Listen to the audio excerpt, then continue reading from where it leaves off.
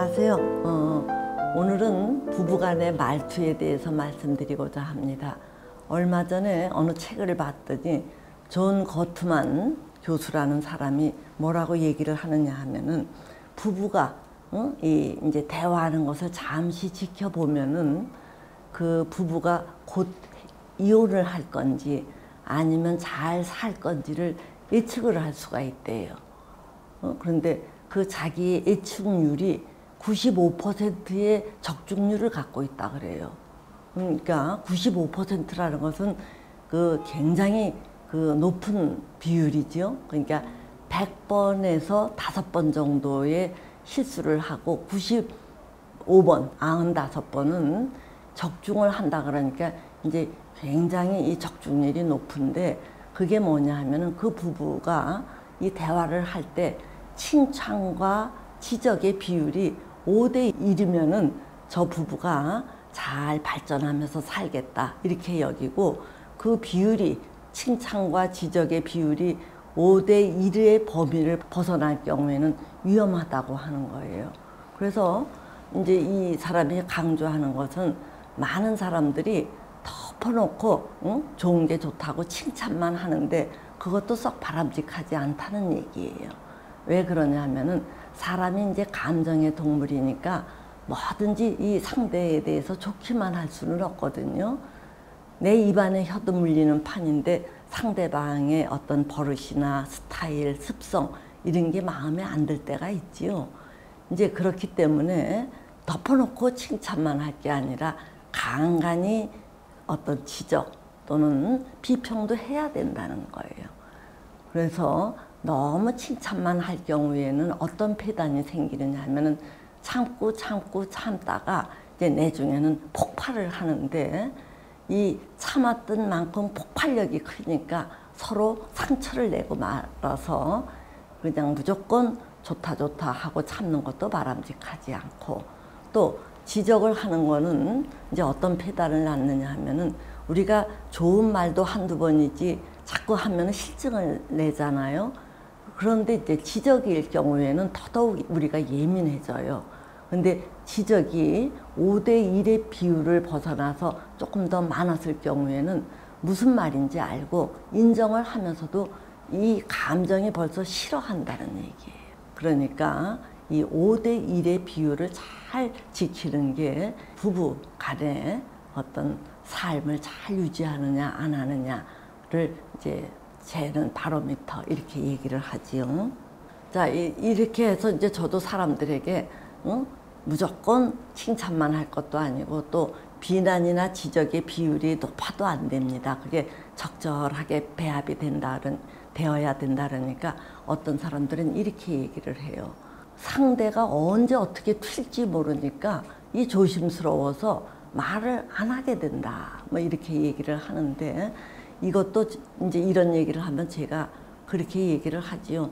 상대방이 내가 하는 이야기를 잘 알아듣기를 기대하는 거는 조금 무리다. 왜 그러냐 하면은 내가 아무리 괴롭다, 나 이렇게 하는 거 싫다라고 얘기해도 그 사람은 그 사람의 여건이 있어요. 그거를 못 들을 만한 나름의 이제 조건이 있기 때문에 그 말을 소화할 수도 있고 못할 수도 있어요.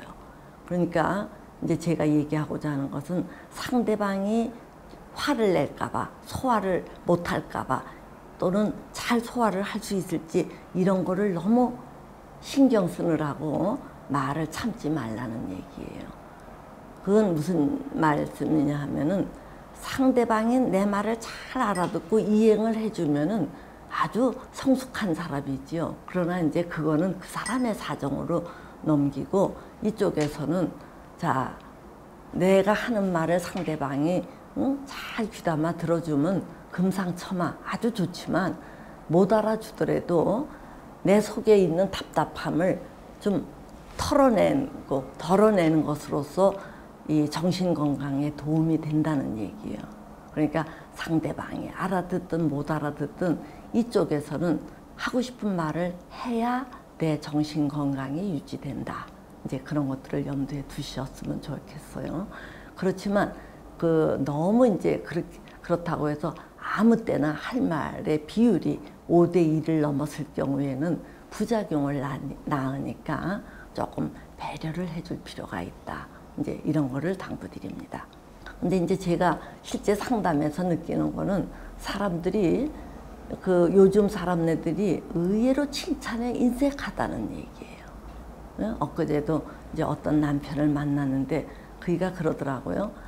주말에 아내가 어디 외출을 하고 오겠다 그래서 그래 외출을 하고 와라 그랬더니 의외로 이 시간이 길어졌대요. 그래서 이제 자기도 그 애들하고 이제 지내느라고 하루 종일 수고를 했는데 뭘 하다가 보니까 조금 뭐 엎질러진 거를 빨리빨리 그거를 치우지를 잘 못했나 봐요. 그래서 마치 부인이 이제 이렇게 들어와서는 아이고 오늘 힘들었지 하루 종일 애랑 지내느라고 애썼어요. 뭐 이런 얘기를 해주면 참 기분이 좋을 텐데 들어오자마자 아니 저걸 어떻게 하다가 저 지경을 만들었느냐 그 지적부터 하더라는 얘기예요. 그래서 이 남편이 이제 상이 확 이그러지면서 너는 늘 그렇게 지적부터 하느냐 이렇게 했더니 아내가 이왕 하는 거 좀 깔끔하게 잘하지 이게 뭐냐 이래갖고 이 부인하고 한바탕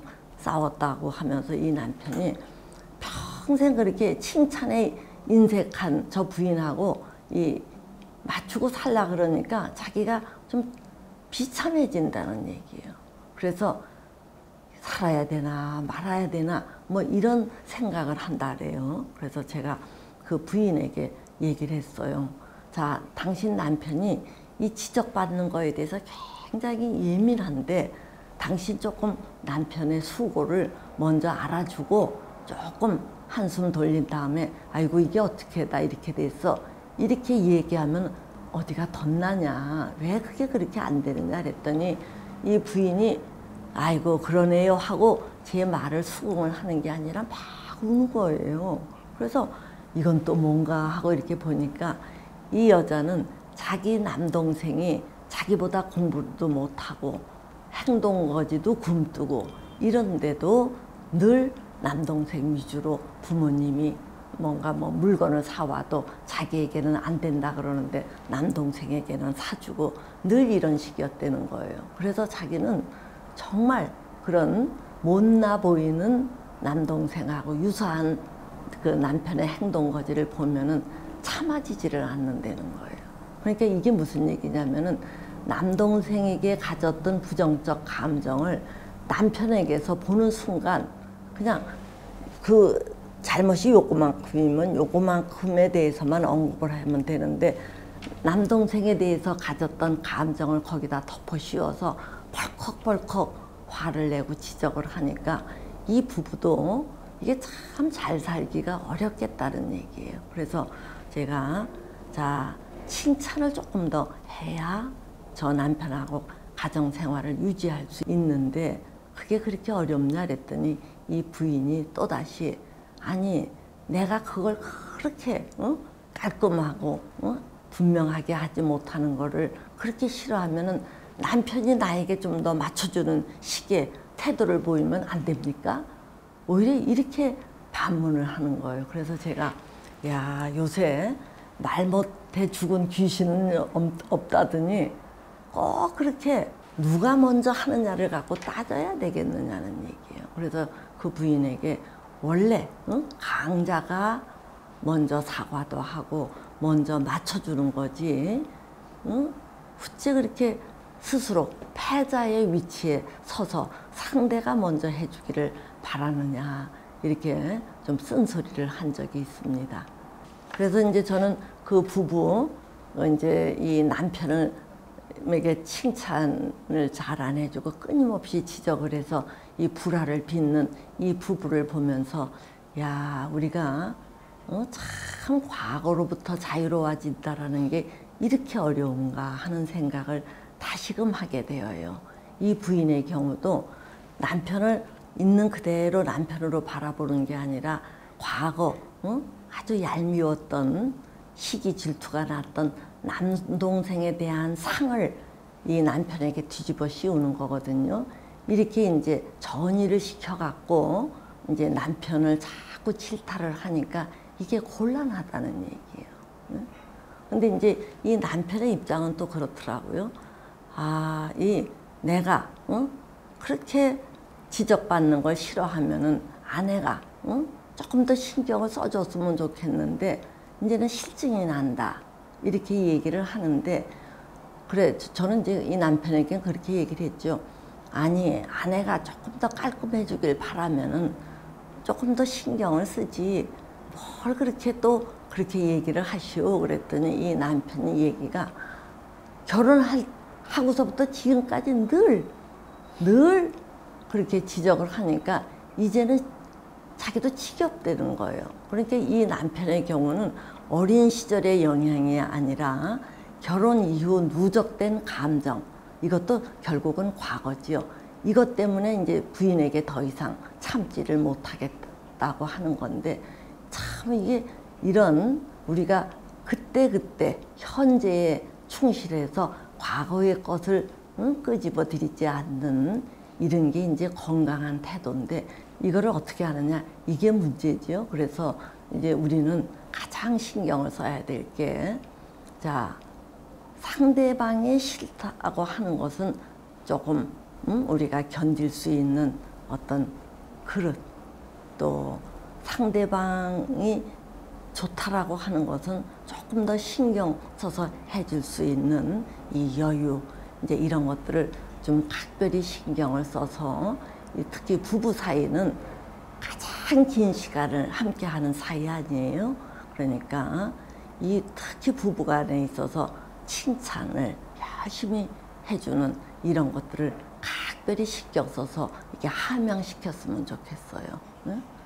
그렇다고 너무 참는 것도 아니고 하여튼 5대1 이게 부부 생활을 성공적으로 하느냐 또는 실패로 끝나느냐의 그 비밀이 5대1에 있다고 하니까 이거를 각별히 염두에 두시기를 당부드립니다. 예, 오늘은 여기까지 하죠.